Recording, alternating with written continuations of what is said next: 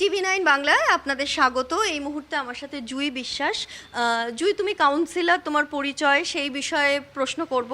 প্রথমে একটা ব্যক্তিগত প্রশ্ন করছি। আমরা যেটা শুনেছিলাম যে তোমার হাজব্যান্ড স্বরূপ বিশ্বাসের সঙ্গে তুমি এক বাড়িতে থাকছো না, একটা সেপারেশনের কথা আমরা শুনেছিলাম, কিন্তু এখন যেটা খবর তুমি আইনি বিচ্ছেদ চাইছো, এবং আমাদের কাছে যে খবরটা এসে পৌঁছেছে যে তুমি একজন আইনজীবীর সঙ্গে যোগাযোগ করেছো একদম আইনি বিচ্ছেদ নেওয়ার জন্য, সেইটা কেন? 2019 থেকেই আমরা মিউচুয়ালি সেপারেটেড রয়েছি। এটা নতুন কোনো ঘটনা নয়, এবং গত বছর আমি অ্যাড্রেসটা চেঞ্জ করিনি, কারণ 2020-21 যেহেতু কোভিড ছিল, এবং কোভিড পরবর্তীকালেও অনেকটা টাইম লেগে গেছে সবারই সেটেল করতে, তার জন্য আলাদা ঠিকানায় বেশ তখনই শিফট করাটা সম্ভব হয়নি। কিন্তু পরে ধীরে ধীরে ব্যাপারগুলো নর্মালাইজ হয়ে যাওয়ার পর, কোভিডের পর আমি আস্তে আস্তে প্রক্রিয়াটা শুরু করি যেখানে আমরা দুজনেই সেপারেট থাকতে পারি আলাদা ঠিকানায়, সেই প্রক্রিয়া শুরু হয়ে যায়। এবং গত বছর আমি এই অ্যাড্রেসে শিফট করে যাই, এবং গত বছর থেকে তোমরা যেটা শুনেছো সেটাও ঠিক যে আমি আইনি পথে, আমি না, আমরা দুজনেই আইনি পথে অ্যাকচুয়ালি চাইছি ব্যাপারটাকে সলভ করে নেওয়ার জন্য। অ্যাকচুয়ালি আমাদের দুটো সন্তান রয়েছে, দুজন মেয়ে রয়েছে, তাই আমি ব্যক্তিগত জীবন নিয়ে খুব একটা খোলামেলা আলোচনা কখনো করি না, কারণ আমার বড় মেয়ে অলমোস্ট টিনেজের দিকে যাচ্ছে। আর এখন মেন্টাল হেলথ এখন এমন একটা পর্যায়ে পৌঁছেছে মানুষের, যেখানে খুব বেশি এই ধরনের সোশ্যাল স্টিগমা থেকে বা ধরো এখন কোনো রিমার্স এই সমস্ত আমি একদমই পছন্দ করি না, যে সেগুলো পাবলিকলি হোক। আমার লাইফটা তো আমার জীবন, ব্যক্তিগত জীবন, এটা তো কোনো এন্টারটেনমেন্ট চ্যানেল নয়। তো সেটা নিয়ে মানুষ কথা বলুক আমি চাই না। এরকম তো প্রতিদিন হাজার হাজার বিচ্ছেদের ঘটনা ঘটছে, সবার জীবন নিয়ে নিশ্চয়ই কেউ জানতে চায় না পার্সোনাল লাইফে কে কী করছে না, কার কী হচ্ছে। আর আমার পার্সোনাল লাইফে কী হচ্ছে না হচ্ছে সেটা জেনে জনগণের কোনো উপকারও আসবে না, সুতরাং এটা নিয়ে আমি কথা বলার পক্ষপাতী কোনোদিনই ছিলাম না। কিন্তু আমরা এটা এক্সপেক্ট করতে পারি যে এবার খুব তাড়াতাড়ি এই আইনি বিচ্ছেদটা হবে। হ্যাঁ, প্রসেস তো চলছেই, এই বছর শুরু থেকেই লিগ্যাল প্রসেস চলছে। আমি চেষ্টা করছি যত তাড়াতাড়ি হয়ে যায়, 2-3 মাসের হয়তো আর টাইম লাগতে পারে ম্যাক্সিমাম। এই যে তোমার চেষ্টাটা, অনেকে মনে করছেন যে আমরা যে দেখেছি যে রাজ্যে একটা সরকার বদল, এবং তারপরে আমরা দেখেছি বিভিন্ন দুর্নীতির অভিযোগ, যেটার সাথে অরূপ বিশ্বাস, স্বরূপ বিশ্বাস দুজনের নামই জড়িয়ে রয়েছে। তো অনেকে মনে করছেন এই যে আইনি বিচ্ছেদ নেওয়ার পথে যে তাড়াহুড়োটা, সেটা এর সঙ্গে জড়িত। তুমি কি বলবে? এটা তো এখনকার ঘটনা নয়, আইনি বিচ্ছেদ এবছরের শুরু থেকেই শুরু হয়েছে, এবং আমি চাইলেই যে তাড়াতাড়ি হয়ে যাবে ব্যাপারটা তেমনও না। লিগ্যাল প্রসেস কমপ্লিট হতে একটা টাইম লাগে, সব কিছুর একটা নির্দিষ্ট সময় আছে। আর আমি আবার বললাম, আমার ব্যক্তিগত জীবন আর আমার কাজের জীবনটা সম্পূর্ণ আলাদা। কাজের জীবনটা কাজের জীবন, আর ব্যক্তিগত জীবনটা ব্যক্তিগত জীবন। কাজের জীবনের সঙ্গে ব্যক্তিগত জীবনের কোনো সম্পর্ক নেই, সুতরাং এটা সম্পূর্ণ আলাদা বিষয়। যদি আজকে আমাদের দল পাওয়ারে আসতো তাহলেও আমার এই প্রক্রিয়াটা হতো, আর দল পাওয়ারে না আসলেও এই প্রক্রিয়াটা হতো, হচ্ছে এখন। সুতরাং আর আমি চাইনি আমার কাজ থেকে মোটিভেশন অন্যদিকে ঘুরে যাক, ফোকাস ওদিকে ঘুরে যাক, তার জন্য আমি খুব একটা এগুলো নিয়ে কথা বলিনি কোনোদিনও। তুমি যেহেতু এই পরিবারের সঙ্গে, এই যে বিশ্বাস পরিবারের সঙ্গে তুমি তো অনেকটা কাছ থেকে জড়িয়ে রয়েছো। একটা পরিবারের ভেতরে কি চলে, যারা তার সদস্য কোনো একটা টাইম হলেও থেকেছে, তারা আঁচ পায়। এই যে এত দুর্নীতির অভিযোগ, এবং আমরা দেখেছি বিশেষ করে টলিউডের সাথে যেহেতু স্বরূপ বিশ্বাস সাংঘাতিকভাবে জড়িত, সেখানেও অনেক দুর্নীতির অভিযোগ এসছে। তুমি কি এর কোনো আঁচ পেয়েছিলে? তুমি কি বলবে? দেখো, আমি প্রথম দিন থেকে যখন গভর্নমেন্ট এসছে 2011, তার অনেক আগে থেকে আমি কাউন্সিলর, 2010 থেকে কাউন্সিলর, 2009 থেকে আমি পলিটিক্সের সঙ্গে রয়েছি, এবং 2011 থেকে 2016 এই যে ফার্স্ট টার্মটা গভর্নমেন্টের, তৃণমূল কংগ্রেসের গভর্নমেন্টের অনেক ভালো কাজ হয়েছে। অনেক ভালো ভালো কাজ হয়েছে বলেই সেকেন্ড টাইম মানুষ 2016 সালে আবার তৃণমূল কংগ্রেসকে নির্বাচিত করে নিয়ে এসছেন। কিন্তু 2016 পরে চিত্র সাময়িকভাবে বদলে যেতে শুরু করে। কিছু ভালো কাজের সঙ্গে সঙ্গে অনেক কিছু কাজ হয় যেগুলো মেনে নেওয়া যায় না, আর মেনে নিতে পারিনি। সেই জন্যই হয়তো আমি অড ম্যান আউট, সেটা তো বোঝাই যা, তোমরা নিশ্চয়ই বুঝতে পারছো। 2019 থেকে যেহেতু আমি এই পরিবারের সঙ্গে নেই, সুতরাং এই ব্যাপারটা আমার কাছে টলিউড এবং টলিউড সংক্রান্ত যা যা অভিযোগ, সেগুলো তোমরা যেরকম শুনছো, আমার থেকে বেশি তোমরাই জানো অ্যাকচুয়ালি। আমি সেই সমস্ত নিয়ে কিন্তু মাথায় ঘামাইনি টলিউড নিয়ে। না টলিউডের কোনো প্রোগ্রামে আমাকে তোমরা দেখেছো কোনো দিনও, না কোনো আমি মুভির কোনো প্রিমিয়ারে গেছি, না কোনো আননেসেসারি আমি ওখানে গিয়ে ইন্টারফেয়ার করেছি, বা আমি আমার নিজের আলাদা করে কোনো ক্যারিয়ার এস্টাবলিশ করার তৈরি করেছি বা চেষ্টা করেছি টলিউডে, এরকম কিন্তু কোনো কিছুই করিনি। কারণ আমরা মনে হচ্ছে ইনফ্লুয়েন্সিয়াল ফ্যামিলিতে থাকলেই যে আমাকে যে সেই পাওয়ারের ইউজ করতে হবে, অ্যাবিউজ করতে হবে রাদার দ্যান পাওয়ার, সেটা আমার মনে হয় যেটা আমার মোডেলি সাপোর্ট করে না। কেন আমি যদি আমি যে জানি না অ্যাক্টিং, ডান্সিং বা সিঙ্গিং, আমি ওখানে গিয়ে কী করবো? That is not my field. আমি ফ্রম কর্পোরেট ব্যাকগ্রাউন্ড, আমি কর্পোরেটের ব্যাপারে আমি বলতে পারি বা কাজ করতে পারি, বাট আমি যেটা জানি না ওখানে গিয়ে আননেসেসারি মধ্যমণি হয়ে বসে টলিউডের মাঝে বসে নিজের কেরিয়ার জোর করে তৈরি করার তো কোনো চেষ্টা করা যায় না। এটা তো আমরা স্বরূপ বিশ্বাস সম্পর্কেও এই অভিযোগটা শুনি যে উনি সিনেমার সাথে সরাসরি যুক্ত ছিলেন না, কিন্তু এই টলিউডের সাথে এত জড়িয়ে যাওয়া, তুমি কি সেটাও বলবে? সেটাও কি একটা সমালোচনা তুমি করতে চাও? দেখো ভাস্বতী, আমি তো অন্য কারোর ব্যাপারটা বলতে পারবো না, আমি আমার নিজের ব্যাপারটা এক্সপ্লেন করতে পারি। সবার নৈতিকতা, সবার মডেল গ্রাউন্ড সব তো আলাদা আলাদা হয়, মানুষ তো প্রত্যেকে আলাদা। কে কেন এইভাবে যুক্ত হয়েছেন, কে কাকে উৎসাহিত করেছেন সেখানে কাজ করার জন্য, এগুলো তো সব সময় সাপেক্ষ ব্যাপার, তারা নিজেরা বলতে পারবেন। কিন্তু আমি আবার বলছি, আমি ব্যক্তি আক্রমণে বিশ্বাস করি না। আমি নিজের এক্সপ্লেনেশন দিতে পারি যে আমি কিন্তু কোনোদিনও টলিউডের সঙ্গে যুক্ত ছিলাম না, টলিউডের কোনো বিষয় মাথা খামাইনি, এবং টলিউডে আমার যদি বাংলা সিনেমা দেখতে হয় আমি আমার বন্ধু বান্ধবদের নিয়ে টিকিট কেটে সিনেমা দেখতে গেছি। আর যারা খুব ভালো, যারা ভীষণ ক্লোজ ফ্রেন্ড, ঋতুপর্ণা দি থেকে শুরু করে যারা যারা ইনভাইট করেছে অনেক সময় সিনেমার প্রিমিয়ারে, খুব কম 50টা প্রিমিয়ারে ইনভাইট করলে আমি তো হয়তো 5টা প্রিমিয়ারে যেতে পেরেছি কিনা সন্দেহ। এখন যখন এত কথা উঠে আসছে তখন কি মনে হচ্ছে দুর্নীতিটা কোন কোন জায়গায় হয়েছে? দেখো, কিছু যে একটা ভুল ছিল সেটা তো বোঝা যাচ্ছে। তুমি আমায় রাজনৈতিক দিকটা বলো, যে সেখানে তোমার কি মনে হয়েছে, কোথায় কোথায় দুর্নীতি হয়েছে তৃণমূলের মধ্যে? ব্যাপারে জানতে চাই। তৃণমূলের মধ্যে দেখো, দুর্নীতির কথা তো তোমরা বলতে পারবে, এটা তো তদন্ত সাপেক্ষ। কোথায় কোথায় দুর্নীতি হয়েছে সেটা তো পুরোটাই এখন তদন্তর আওতায়, এবং যেখানে যেখানে হয়েছে সেখানে তো ব্যবস্থা না হচ্ছে এবং হয়েছিল আগামী বিগত বছরগুলোতে, আগামী দিনও হবে আমার মনে হয়। কিন্তু আমি সেটা ঠিক এই মুহূর্তে জানি না এক্স্যাক্টলি যে কোথায় কোথায় কী কী আছে। এখন সব ফাইলই খুঁজে বার করা হচ্ছে, নতুন গভর্নমেন্ট এসছে, আরও কত কি বেরোবে, কত কিছু বেরোনোর অপেক্ষায় রয়েছে। সুতরাং এই মুহূর্তে ওরমভাবে বলা তো সম্ভব না স্পেসিফিক্যালি।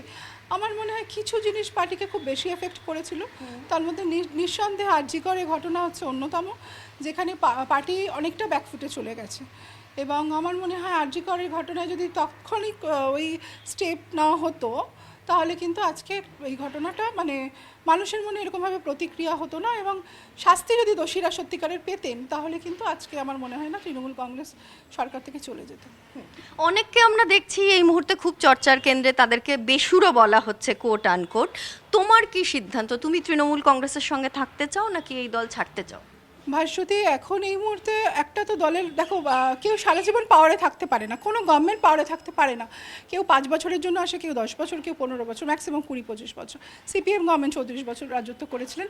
কিন্তু আমার মনে হয় যে প্রত্যেকে ইকুয়াল আর ফেয়ার চান্স পাওয়া উচিত। আজকে পাওয়ারে আছি বলেই যে আগামী 5 বছর পরেও পাওয়ারে থাকবো তা তো নয়। কোনো দল একবার হারবে, কোনো দল একবার জিতবে, কিন্তু হারার কারণটাও যদি বসে সবাইকে নিয়ে ইন্ট্রোস্পেকশন করা যায় যে আমি কেন হারলাম, সেটাকেও যদি আমাকে গভীরভাবে বিশ্লেষণ করতে হয়, বলার সুযোগ যদি না থাকে, সেখানে তো এই বিক্ষোভ তো দলের বাইরে গিয়ে মিডিয়াতে প্রকাশ করছে, অনেকে বাইরে বলছে। এটা তো হওয়া উচিত না। দলের মধ্যে ইন্ট্রোস্পেকশনটা হওয়া উচিত ছিল, যে কি কারণ, গ্রাউন্ড লেভেলে যারা কাজ করেছে তাদের মতামতটা শোনা উচিত ছিল। এটা তো হয়নি। তার মানে তুমি বলছো যে তৃণমূল কংগ্রেসের এই হারার পরেও পার্টির সদস্য বা পার্টির কোনো পদে আছে তাদেরকে নিয়েও যে আলোচনাটা হতে পারতো বা যে ভুল সংশোধনের পথে এগোতে পারতো দল, সেরকম কোনো সুযোগ তুমি দেখতে পাওনি? না, আমি পাইনি। কেন, আমি যা শুনলাম লাস্ট মিটিংটা আমি যেতে পারিনি, আমি কলকাতা বাইরে চলে গেছিলাম, যেহেতু আমার কাছে খবর এসেছিল যে সেদিন হাউস হচ্ছে না। তো সেখানে গিয়েও কিন্তু কেউ কিছু বলার কিন্তু খুব একটা স্কোপ পাইনি, যেটা ওখান থেকে বলে দেওয়া হয়েছে সেটা শুনে সবাই চলে এসেছে। তো যেখানে একটা রাজনীতিতে একটা টিম ওয়ার্ক, গ্রাউন্ড থেকে যে যারা কাজ করছে তাদের মতামতও যেরকম দরকার, এবার ওপর থেকে যারা হায়ারার্কি আছেন, সুপ্রিমো আছেন, তাদের নির্দেশটাও দরকার, দুটো মিলে একটা টিম হয়। এটা একটা টিম ওয়ার্ক হওয়া উচিত ছিল। আমার মনে হয় টিম ওয়ার্ক হয়নি, এটা অনেকটা ওপর থেকে চাপিয়ে দেওয়া রাজনীতি, যার জন্যই আজকে এই পরিণতি। আচ্ছা, তোমার কি মত যে যেহেতু এখন রাজ্যে অন্য আরেকটা দল চলে এসছে, আমরা বিজেপির শাসন দেখতে পাচ্ছি, তোমার ক্ষেত্রে সিদ্ধান্তটা কি হবে? তুমি তৃণমূলের সঙ্গেই থাকতে চাও নাকি ছাড়তে চাও? ভাস্বতী, আমি এখনও মানুষের দ্বারা নির্বাচিত কাউন্সিলর, পার্টি দ্বারা নির্বাচিত বোর্ড চেয়ারপারসন। আমি যে মানুষগুলো প্রতিদিন সিগনেচারের জন্য আসে, তাদের কোথাও কোথাও দরকার হয় সেখানে বড় চেয়ারপারসনের সিগনেচার লাগে, সেখানে কাউন্সিলরের সিগনেচার হলে হবে না। তো সেক্ষেত্রে সেই মানুষগুলো তো হ্যাকেল করতে পারি না, বিকজ তারা তো আমাকে নির্বাচিত করে এনেছেন। তো এই 5 বছরের যে টার্মসটা, সেই টার্মসটাকে কমপ্লিট হোক, এটা নিয়ে এত হুড়োহুড়ি করার তো কিছু নেই। আমার মনে হয় না যে যারা সবাই বলছে বা দলের সমালোচনা করছেন বা ক্রিটিসিজম করছে বা দলের ভালোর জন্য বলছেন, সবাই যে খারাপের জন্য বলছেন তা তো নয়। 5 বছরের টেনিয়ার কমপ্লিট হোক, it's too early to decide এখনই কিছু, কোথায় যাব, কি করব না থাকবো, এগুলো এখনই বলার সময় আসেনি। আমরা এর মধ্যে দেখেছি যে মেসি কাণ্ড, এবং দেখেছি একটা এফআইআর হয়েছে তোমার বিরুদ্ধেও হয়েছে, এবং সেটা আমরা দেখে এখনো হয়নি এফআইআর, যতদূর আমি জানি যে পুলিশ কমপ্লেন রেজিস্টার্ড হয়েছে এবং এনকোয়ারি বোধহয় কিছু একটা কমিটি হয়েছে। এফআইআরটা কিন্তু আমার কাছে এখনো আসেনি কপি। হ্যাঁ, মানে এফআইআর করা হবে এই চর্চাটা এখনো হয়নি, এফআইআর কপি আমি পাইনি। যদি না পেয়ে থাকি আমি তো বলতে পারি না আমার বিরুদ্ধে এফআইআর হয়েছে, যতক্ষণ যদি কপি পাই তাহলে বলবো এফআইআর হয়েছে। আচ্ছা, কিন্তু এইখানে তোমার ভাবনাটা কি, যে এই যে অভিযোগটা উঠে এসছে সেটা নিয়ে কি বলবে? দেখো, আমি একই কথা বলবো যে আমি এখানে ইনভাইটেড ছিলাম এই প্রোগ্রামটায়। আমার দায়িত্ব নয় আমি কোথায় বসবো, আমাকে যেখানে বসতে বলা হয়েছে আমি গিয়ে সেখানে বসেছি। এবং আমার দুটো মাইনর বাচ্চা যারা ওখানে অফিসিয়ালি পার্টিসিপেন্ট ওই প্রোগ্রামের মধ্যে, আর এত লোক ওই মাঠে ঢুকে পড়েছিলেন, আমি খুঁজে পাচ্ছিলাম না তাদেরকে। আমি উঠে বাধ্য হয়েছি একবার যেতে, সেখানে আমি একবারই মাঠে ঢুকেছি, তার বেশি নয়। তো আমার বাচ্চাদের মাইনার দুটো মেয়ে, আর এত ভিড়, সেখানে ওই বাচ্চাগুলোকে প্রোটেক্ট করা প্রাইমারি দায়িত্ব অ্যাজ এ মা। আমি কাউন্সিলর না চেয়ারপারসন সেটা পরে, আমি অ্যাজ এ মাদার আমার মনে হচ্ছে প্রোটোকল তখন তো আমার মাথায় আসবে না। একজন মার কি প্রাইমারি চিন্তা কী হবে যে বাচ্চারা এই ভিড়ের মধ্যে পড়ে টড়ে না যায় বা কোথাও লেগে না যায় বা কিছু গণ্ডগোলের মধ্যে না হয়ে হয়ে যায়। তো প্রাইমারিলি আমাকে একবার মাঠে ঢুকতেই হয়েছে, এছাড়া তো আমাকে আর কোথাও মানে দেখা যায়নি। এখন যদি কেউ আমার একটা ছবি কোথাও থেকে গ্যালারি থেকে তুলে নিয়ে গিয়ে সেটা প্রজেক্ট করে, দেখুন সেই ছবিতেও যদি দেখা যায়, সেখানেও তো দেখবে সেই ছবিতেও দেখা যাচ্ছে আমি আমার বাচ্চাকে বলছি ভিড় থেকে বেরিয়ে এসো। যদি সেই ছবিটাও ভালো করে দেখেন, আমি জানি না যারা এই সমস্ত করছেন ইন্টেনশনালি করছেন, সেই ছবিটাতেও আমি কিন্তু হাত দেখি তাকে ইনস্ট্রাক্ট করছি আমার বাচ্চাকে যে ভিড় থেকে বেরিয়ে এসো। কিন্তু এই যে মিসম্যানেজমেন্ট, তার মানে সেটা আপনিও একদম চোখ দিয়ে দেখেছেন যে একটা মাঠে মিসম্যানেজমেন্ট হয়েছিল, সেটার জন্য কি অরূপ বিশ্বাসকে দায়ী করেন? এটা তো একটা সামগ্রিক পরিস্থিতি সেই সময় তৈরি হয়েছে। পুলিশ প্রশাসন যারা ওখানে দায়িত্বে ছিলেন এবং ইভেন্ট অর্গানাইজার, প্রত্যেকেরই রেসপন্সিবিলিটি রয়েছে সেই প্রোগ্রামটাকে সুষ্ঠুভাবে করার। সেখানে যদি একটা মিসম্যানেজমেন্ট হয়ে থাকে, তদন্ত সাপেক্ষে যারা যারা প্রমাণিত হবেন দোষী, তারা তো অবশ্যই দোষী, সে বিষয়ে তো আমার কিছু বলার নেই। এই যে আমরা কথাটা যখন শুরু করেছিলাম তখন আমরা ডিভোর্সের কথাটা আলোচনা করছিলাম। আপনি যেটা বললেন যে এটা এক্ষুনি নেওয়ার ডিসিশন নয়, মানে এর সঙ্গে রাজ্য সরকার বদলের সম্পর্ক নেই, আগেই নেওয়ার ডিসিশন। সেই ডিসিশনটা কোন জায়গাটার থেকে এসছিল? মানে কোনো রকম আপনার প্রতি অবিচার করা হয়েছে বা কোনো ধরনের শারীরিক নির্যাতন, মানসিক নির্যাতন, এই সব কিছু ছিল কিনা? না না, অ্যাকচুয়ালি এটা আমার একদম, আমার বলছি this is my private life, ব্যক্তিগত জীবন। এই নিয়ে আমি ক্যামেরাতে এই মুহূর্তে কোনো কথা বলবো না, কারণ এটা দেখো, এটা যখন একটা লিগাল প্রসেসের মধ্যে চলছে, যদি আমাকে কিছু বলতে হয় আমি কোর্ট রুমে বলবো। This is not the right forum to address this issue. যদি আমার কিছু বলার থাকে আমি নিশ্চয়ই সেটা কোর্টে গিয়ে বলবো। আর একটা প্রশ্ন, সেটা হচ্ছে যে এই যে বিশ্বাস ব্রাদার্সের যে তত্ত্বটা আমরা দেখতে পাচ্ছি এবং বারংবার নানা ধরনের দুর্নীতির যে তত্ত্ব সেগুলো জড়িয়ে যাচ্ছে, কোনো একটাভাবে আপনিও তো সেই পরিবারের সাথে জড়িয়ে আছেন, এইটা খুব সমস্যার হয়ে যাচ্ছে কিনা এই মুহূর্তে, বা সেইটা নিয়ে পার্সপেক্টিভটা? পরিবারের সঙ্গে আমি 2008-এ আমার বিয়ে হয়, 2019 অবধি আমি পরিবারের সঙ্গে যুক্ত ছিলাম এবং 2019 থেকে 2026 আমি কিছুই জানি না, কিছুই জানি না। সুতরাং কে কে কী করবে? আর আমি যদি পরিবারের সদস্যও হই, কেউ তো আমার পারমিশন নিয়ে কোনো কাজ করেনি বা আমার কথা শুনে কোনো কাজ করেনি। রাদার আমি জানি, মানে আমাকে জানানোই হয়নি, আমাকে কাজ করতেই দেওয়া হয়নি। অনেক জায়গায় হয়েছে যখন আমাকে উদ্বোধনেই ডাকা হয়নি। অ্যাজ আ বড় চেয়ারপারসন, যেখানে আমার কর্পোরেশনের প্রোগ্রামে আমার থাকার কথা ম্যান্ডেটরি, আমাকে ডাকা হয়নি। যেখানে আমার কর্পোরেশনের প্রোগ্রাম, আমার ফলকে নাম থাকা উচিত, আমার নাম নেই। এবং এই সাংবাদিকরা বারংবার আমায় ফোন করেছে যে জুইদি তুমি কোথায়, জুইদি তুমি আসুনি কেন প্রোগ্রামে? আমি বলতে পারিনি, উত্তর দিতে পারিনি। অ্যান্ড আমি এই ব্যাপারটা কিন্তু সুপ্রিমে অবধি কনভে করেছিলাম, তারপরেও কিন্তু কোনো লাভ হয়নি।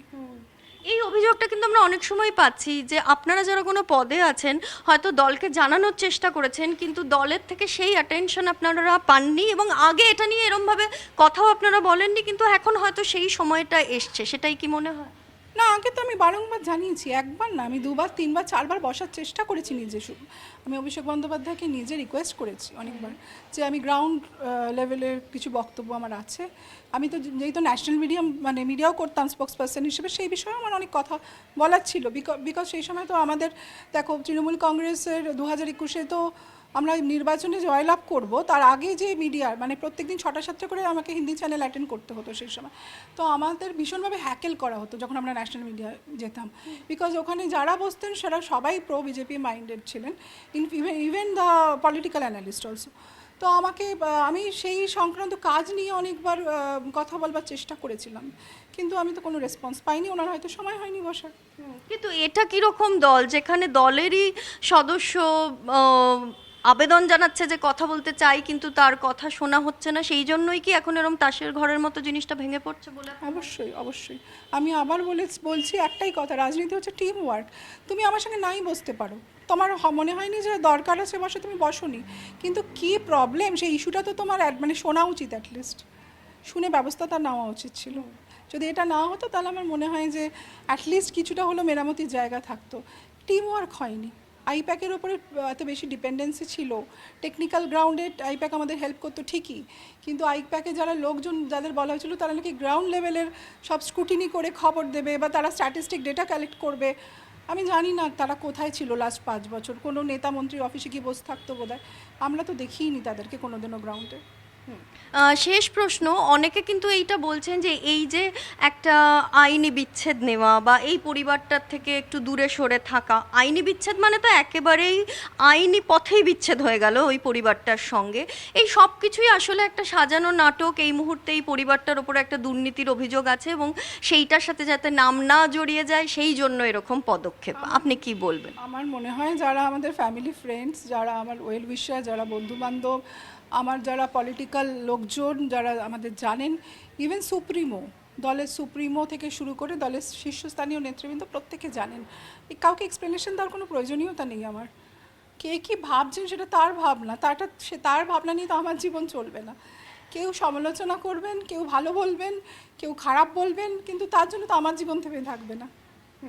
আর আরজি করের কথাটা আরেকবার একটু জিজ্ঞেস করে নিই, যেহেতু আপনি দুজন কন্যা সন্তানের মা, আপনি বলছিলেন যে তখন দল যেভাবে প্রতিক্রিয়া দিয়েছে সেটা ঠিক মনে হয়নি, ইনসেনসিটিভ মনে হয়েছে কি মুখ্যমন্ত্রীর তখন যে পদক্ষেপটা ছিল, তখনকার মুখ্যমন্ত্রী, প্রাক্তন মুখ্যমন্ত্রীর যে পদক্ষেপ বা যে বার্তা সেগুলো?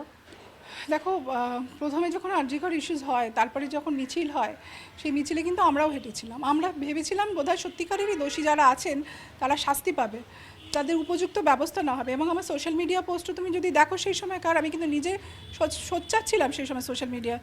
আমি বারবার বলেছিলাম যে দোষীরা যেন মানে শাস্তি পায়, দোষীরা যদি ছাড়া পায় তাহলে রিপিটেডলি সেম মিস্টেক আবার করবে। এই পোস্ট কিন্তু আমার রয়েছে, কিন্তু আমি দেখলাম যে তার পরবর্তীকালে যে এক্সপেকটেশন ছিল এই কেসটার উপরে যে দোষীরা শাস্তি পাবে এবং মানে খুব ফাস্ট অ্যাকশন হবে, এগুলো কিছু হলো না। যার জন্যই তো মানুষ এত ক্ষুব্ধ আজকে। মানুষের রাগের কারণ মানুষের বহিঃপ্রকাশ, আজকে রাজজাগো থেকে শুরু করে যত প্রোগ্রাম না হয়েছে, আজকে সেই যে মানুষের ক্ষোভ বিক্ষোভ মনের মধ্যে অ্যাজ আ মাদার আমি তো উপলব্ধি করছি, আমার দুজন কন্যা সন্তান আছে, আমি মা যদি নাও হতাম অ্যাজ এ মহিলাও তো আমার এই ক্ষোভ বিক্ষোভ থাকতো। সেটা আমার মনে হয় বুঝতে পারেননি যারা প্রশাসনে মানে শাসন ক্ষমতায় সেই সময় ছিলেন, তারা বুঝতে পারেননি, আজ করতে পারেননি।